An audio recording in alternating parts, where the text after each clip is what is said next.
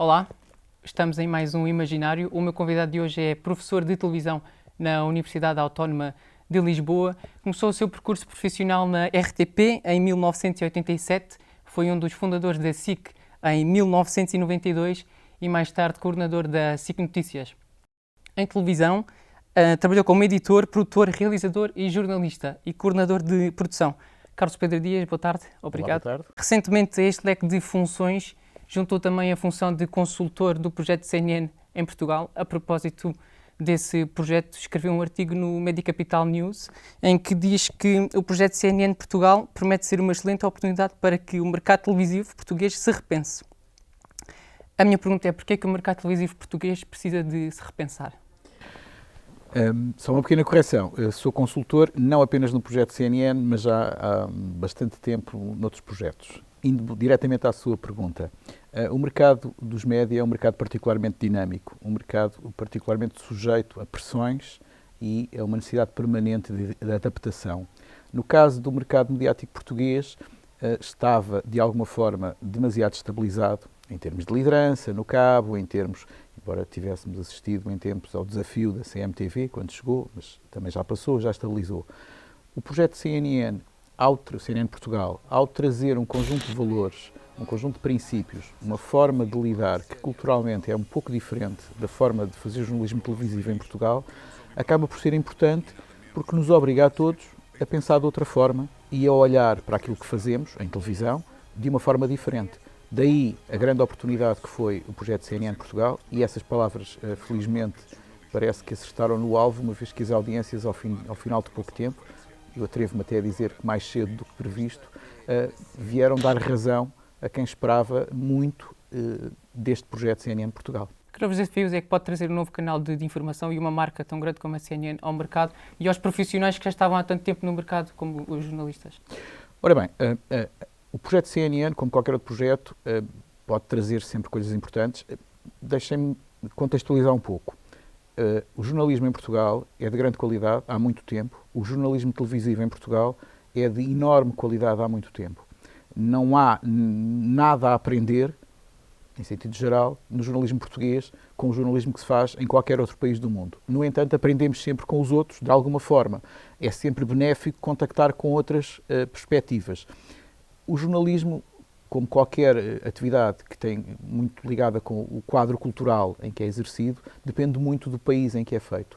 A CNN, com a sua matriz internacional, acaba por ter de alguma forma que adaptar essa matriz, muito baseada no modelo americano, a cada país onde está. No caso português, que há uma forte tradição de canais de informação, SIC Notícias, RTP3, enfim, até a TV24, naturalmente, que antecedeu a CNN Portugal, e um mercado muito competitivo a esse nível, um mercado com um consumo, diria, anormal de jornalismo televisivo em canais desse tipo, ganha sempre com uma nova aproximação, uma aproximação que se quer baseada numa forma diferente, com menos temas no dia-a-dia. São temas importantes e não todos os temas, toda a atualidade, como os outros canais fazem.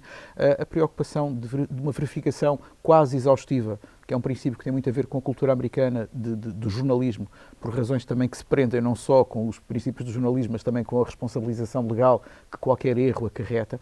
Mas tudo isto acabou por ser uma aproximação diferente e, portanto, um contributo interessante para o jornalismo televisivo em Portugal. A propósito de uma fotografia de 1963, da Ponte 25 de Abril, o ano em que nasceu, o professor Carlos Pedro escreveu numa das suas redes que representa muito bem aquilo que tem sido a sua vida, a fazer a ponte entre pessoas, entre ideias, entre projetos e até entre conhecimentos e culturas. Que pontos é que procura ainda construir como professor de televisão e jornalismo? Fez uma boa pesquisa, pelo que vejo. Eu gosto de trabalhar a pesquisa. Fez uma boa pesquisa. Muito do meu trabalho, eu tenho um perfil profissional um bocadinho diferente. Peço desculpa interromper, mas eu trouxe a fotografia. Muito bem, mas eu lembro perfeitamente da fotografia, da construção da Ponte 25 de Abril. Lembro perfeitamente da fotografia, lembro perfeitamente do contexto em que fiz esse comentário. O meu perfil profissional é um pouco diferente, porque cruza o lado do jornalismo, naturalmente, onde cheguei a determinada fase da minha carreira, mas também um lado de uma componente mais operacional, mais até tecnológica, e conseguir olhar para o conjunto de áreas que são necessárias para fazer televisão tem sido, em alguns momentos, um problema, mas na maior parte dos momentos uma grande vantagem. Porquê? Porque consigo entender o que é necessário. Boa parte do trabalho que eu faço hoje em dia é analisar como deve funcionar uma redação a nível de fluxos de trabalho. Coisas tão simples como é que devemos fazer em todo o processo para atingir o objetivo que queremos. E isto envolve, naturalmente, questões organizacionais, questões tecnológicas, questões editoriais. Ter esta visão é um perfil raro em Portugal, e mesmo não só em Portugal, mas enfim, ficamos por Portugal por enquanto. E o que eu tenho feito ao longo da minha vida, em todos os projetos em que tenho estado, o Canal 11 da Federação Portuguesa de Futebol, a Televisão Pública de Angola, o Económico TV aqui em Portugal, a SIC Notícias, a RTP, agora a CNN Portugal e outros que não posso mencionar por outras questões, tem sido muito isso, pôr pessoas que são de uma determinada área a falar com pessoas de outra área e perceber que o objetivo de todos é fazer a melhor televisão possível, os melhores conteúdos que podem ser feitos, e às vezes é um bocadinho como ser tradutor nas Nações Unidas. Às vezes é preciso explicar às pessoas que estamos todos a dizer a mesma coisa e a pretender a mesma coisa, mas cada um está a olhar apenas para o seu lado do problema, e é preciso às vezes ter uma visão um bocadinho global. Fazer pontes tem sido esse o meu caminho, juntar pessoas e conseguir criar diálogos, compromissos, porque as pontes permitem passagem, permitem construir coisas, permitem avançar. Há uma canção famosa do Jafo Mega que dizia que a ponte é uma passagem. Verdadeiramente, a ponte é a passagem para o futuro, neste caso, para aquilo que procuramos. Se me perguntar que pontes é que eu ainda quero fazer todas, por uma razão muito simples. Aquilo que eu acho fundamental na vida de qualquer pessoa e qualquer profissional dos média é a capacidade de reinvenção. No dia em que deixamos de nos reinventar, é o dia em que paramos. Eu tenho-me reinventado ao longo da minha vida com muita regularidade e às vezes até demasiada, mas enfim. No dia em que eu deixar de o fazer, significa que parei. Enquanto professor, permite-me reinventar de uma forma ainda mais interessante, porque aprendo imenso com os alunos, que me levam a olhar para os problemas de uma forma nova, porque já estou numa fase diferente e às vezes não pensaria nas questões dessa forma, e tudo isso me permite este esforço permanente de adaptação, readaptação, aprendizagem, por aí fora. Falou em fazer a melhor televisão possível. Qual é a melhor televisão possível numa altura em que se fala tanto em desinformação e que a informação é tão massificada e que depois não há tão grandes filtros como, por exemplo, a CNN para filtrar esse tipo de desinformação ou contra-informação? A desinformação é um problema fundamental nos nossos tempos. É, aliás, neste momento, o objeto principal do meu estudo a nível académico. É a questão da desinformação e, naturalmente, até a relação com o jornalismo. Porquê? Porque o jornalismo é uma das respostas à desinformação. O trabalho do jornalista é de verificação. O jornalista é um validador de informação, em muitos casos, mais do que o tal gatekeeper que falámos durante muito tempo. Agora, é validar. Se um jornalista me diz esta informação é sólida, é de confiança, eu à partida devo acreditar.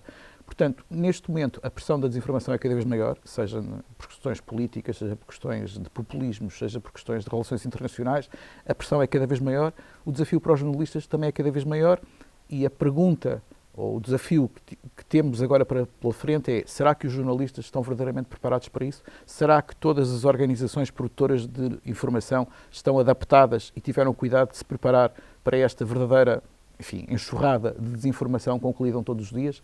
Será que a crise económica que atinge o mercado já há muitos anos e que tem levado à subcontratação ou ao despedimento de pessoas ou às redações com cada vez menos recursos, será que este quadro que se tem vindo a construir ao longo dos últimos anos não é uma tempestade perfeita agora perante um mar de desinformação? Há uma definição de jornalismo que eu gosto muito, que diz que o jornalismo é a moderna cartografia, é aquilo que constrói o mapa que permite às pessoas navegarem. Essa é uma função fundamental do jornalismo. A melhor televisão, o melhor jornalismo será aquele que permita que as pessoas consigam navegar neste mar de desinformação e neste mar de informação. Embora a minha definição preferida de jornalismo seja uma muito simples, que diz que o jornalismo deve dar às pessoas a informação de que elas precisam para se governarem. Essa é a função principal do jornalismo. Muito obrigado, Carlos Pedro. Foi mais um Imaginário hoje com Carlos Pedro Dias.